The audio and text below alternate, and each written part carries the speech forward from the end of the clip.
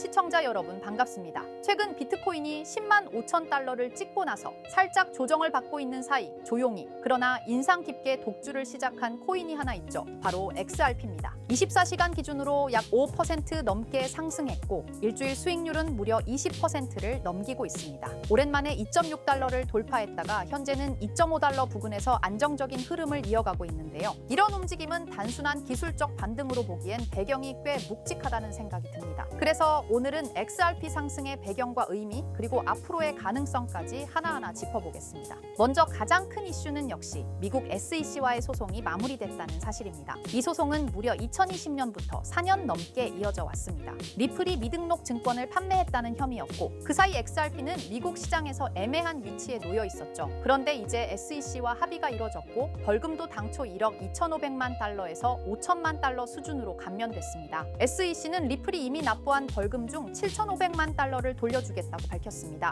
이것만으로도 XRP에 씌워졌던 법적 불확실성의 그림자가 걷히는 계기가 되었고 시장에서도 이를 명확히 호재로 인식하고 있죠. 여기서 더 흥미로운 루머 하나가 나왔습니다. 리플이 벌금을 미국 달러가 아닌 XRP로 납부하는 방안을 제안했다는 것. 이 루머가 시장을 뒤흔들고 있는 이유는 간단합니다. 만약 미국 정부가 벌금을 XRP로 받는다면 그 순간부터 미국 정부가 XRP를 직접 보유하게 된다는 뜻이죠. 그건 단순한 벌금 이슈가 아니라 디지털 자산에 대한 국가 차원의 관여가 이루어지는 신호일 수도 있습니다. 미국은 최근 암호화폐 전략 비축 방안을 논의하고 있고 트럼프 측도 비트코인과 일부 알트코인을 국가 준비금 자산으로 고려하겠다는 메시지를 낸 바 있습니다. 현재 미국 정부가 보유하고 있는 암호화폐 자산을 보면 비트코인, 이더리움이 주를 이루고 있습니다. 하지만 XRP는 없습니다. 그런데 이번 벌금을 XRP로 납부하게 되면 미국 정부가 XRP를 직접 보유하게 되는 유일한 계기가 생기는 거죠. 이건 그 자체로 매우 상징적인 장면이 될 수 있고 커뮤니티에서는 XRP가 제도권 채택의 초기 시그널을 얻었다고 해석하는 목소리도 있습니다. 여기에 최근 SEC의 입장 변화까지 더해지면서 XRP 현물 ETF 승인 기대감도 커지고 있습니다. 지금 시장에서는 이 정도면 XRP 현물 ETF는 기정사실 아니냐 이런 반응이 나오고 있고 실제로 미국 예측 시장에서는 XRP ETF 승인 확률이 60% 이상까지 올라온 상황입니다. ETF는 기관 투자자들이 공식적으로 접근할 수 있는 수단입니다. 승인만 된다면 XRP의 유동성과 수요는 지금과는 완전히 다른 차원의 국면으로 들어갈 수 있는 거죠. 실제로 온체인 데이터를 보면 최근 XRP를 매집한 고래 지갑수가 늘어나고 있습니다. 1,000만 개 이상 XRP를 보유한 주소수가 5월 초 기준 291개에서 311개로 증가했고요. 거래소에 보관된 XRP 잔고는 줄어들고 있습니다. 이는 투자자들이 XRP를 시장에 내놓지 않고 보관 중이라는 뜻이고 공급 압력은 줄고 수요는 높아질 가능성을 보여줍니다. 최근 SEC 위원장 폴 애킨스가 앞으로는 소송 중심의 규제를 지향하고 명확한 가이드라인을 만들겠다고 발언했습니다. 이건 단순한 수사적 표현이 아닙니다. 실제로 이제 미국 정부 차원에서도 암호화폐를 하나의 산업으로 받아들이려는 흐름이 공식적으로 시작됐다는 의미로 볼 수 있습니다. 특히 XRP처럼 긴 시간 규제 리스크에 시달려온 프로젝트들에게는 사실상 해방 선언이나 다름없죠. SEC가 강경한 입장을 철회하면서 XRP가 규제의 희생양이 아니라 전환의 상징이 되는 듯한 분위기도 형성되고 있습니다. 트럼프 진영의 전략 보고서에서는 비트코인, 이더리움과 함께 XRP도 비축 자산 후보로 언급됐었죠. 실제로 로비가 있었든 말든 간에 지금 드러나는 표면적인 흐름만 놓고 보면 XRP는 미국 디지털 자산 정책 대화 테이블 위에 이름을 올린 몇 안 되는 코인 중 하나입니다. 외부 이슈만이 전부는 아닙니다. 리플사는 꾸준히 XRP 레저의 기술적 인프라를 확장해 왔습니다. 올해 2분기에는 이더리움 EVM 사이드 체인을 XRP 메인넷에 연결하는 작업이 예정돼 있습니다. 이를 통해 이더리움 개발자들과 프로젝트들을 XRP 생태계로 유입시키고 디파이, 스마트 컨트랙트, NFT 등 다양한 확장이 가능해질 겁니다. 또한 글로벌 송금 기업 SBI 리밋 그리고 마스터카드의 블록체인 리포트에서도 XRP는 국제 송금망에서 중요한 역할을 수행하고 있다고 밝혔는데요. 특히 아시아, 중동 지역에서는 이미 XRP 기반의 송금 시스템이 가동 중이고 이제 미국, 유럽 등 주요 금융권 진출 가능성도 더 높아졌습니다. 이런 여러 요인들이 겹치면서 커뮤니티에선 요즘 이런 말도 나옵니다. 이제 진짜 XRP 시대가 오는 거 아니냐? 물론 아직 설레발이라는 말도 있지만 소송 종료, 정부 언급, ETF 기대, 온체인 지표까지 감안하면 지금 XRP를 둘러싼 분위기는 과거와는 확연히 다릅니다. 암호화폐 전문 변호사 빌 모건은 최근 인터뷰에서 지난 7일 동안 XRP가 비트코인보다 더 나은 성적을 냈다고 했습니다. 그만큼 시장의 시선이 XRP로 몰리고 있다는 뜻이겠죠. 있죠. 긴 소송 끝에 찾아온 숨 고르기. 이제는 거기서 더 나아가 기술적 가치와 제도권 진입이라는 두 가지 축이 XRP의 제도약을 견인하고 있습니다. 자, 그렇다면 결국 리플이 궁극적으로 추구하고 있는 게 뭘까요? 바로 실물자산 토큰화, RWA입니다. RWA는 리얼월드 에셋의 약자로 현실 세계의 자산을 블록체인상에서 디지털화하는 걸 말합니다. 예를 들어 부동산, 국채, 회사채, 주식, 금 같은 자산을 블록체인에서 토큰의 형태로 거래할 수 있게 만드는 기술이에요. 이건 단순히 디지털화가 아니라 유동성과 접근성, 거래 속도를 혁신적으로 개선하는 방식입니다. 리플은 이런 변화가 향후 금융의 중심이 될 거라 보고 자사의 기술 기반인 XRP 레저를 통해 이 RWA 시장에서 핵심 인프라 역할을 하겠다는 전략을 세우고 있습니다. 실제로 리플의 개발 조직 리플엑스는 최근 RWA의 블록체인 전환이 가속화되고 있다며 XRP 레저가 기관용 플랫폼으로 자리 잡고 있다고 공식 채널을 통해 발표했습니다. 그리고 그 연장선상에서 리플은 스테이블 코인 RLUSD를 내놓았죠. 단순한 스테이블 코인이 아니라 RWA 시대를 위한 결제 인프라로서 설계된 것입니다. 그렇다면 이 RWA 시장은 앞으로 얼마나 커질까요? 많은 글로벌 금융기관과 컨설팅 회사들이 RWA 시장이 2030년까지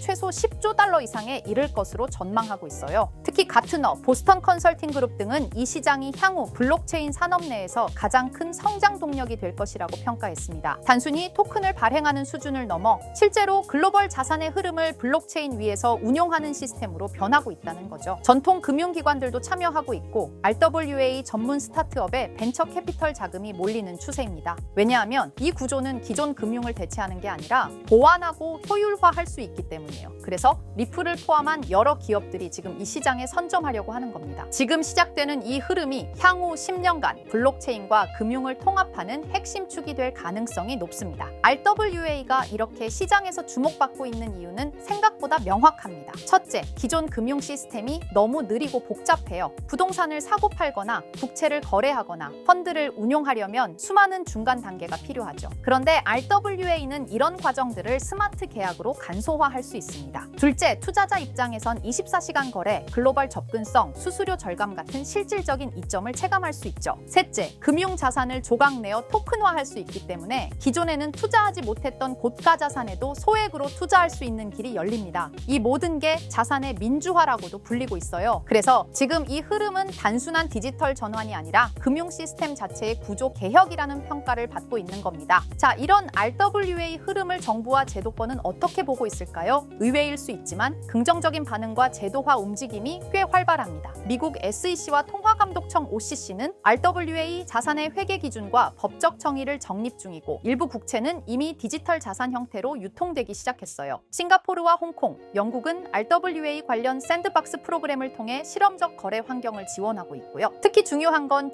중앙은행들조차 이 시장을 탐색 중이라는 점입니다. CBDC와 RWA를 연계하는 테스트가 실제로 진행되고 있어요. 이는 곧 블록체인 기술이 법정화폐, 정부 자산, 공공채권까지 연결되는 구조로 진화하고 있다는 걸 뜻합니다. RWA는 단순히 민간의 시도에 그치지 않고 국가와 제도권이 인정하는 기술 인프라로 성장 중입니다. 이론만이 아니라 실제로 미국 국채가 블록체인에 올라간 사례도 있습니다. 바로 리플의 XRP 레저를 통해 진행된 건데요. 미국 재무부가 발행한 국채를 실물자산으로 삼아 이를 토큰화한 구조가 구현된 겁니다. 이걸 통해 기관 투자자들은 XRP 레저 위에서 미국 국채를 보유, 거래, 유통할 수 있게 되었어요. 이건 굉장히 중요한 시사점을 줍니다. 왜냐하면 세계에서 가장 안정적인 자산으로 평가받는 미국 국채조차 블록체인 기반으로 옮겨졌다는 건 기술의 신뢰성과 법적 기반이 이미 어느 정도 충족되었다는 뜻이거든요. 리플은 XRP 레저를 통해 국채 같은 고신뢰 자산의 디지털 거래 인프라를 제공하면서 RWA 시장에서 자신들의 역할을 구체적으로 증명하고 있는 셈입니다.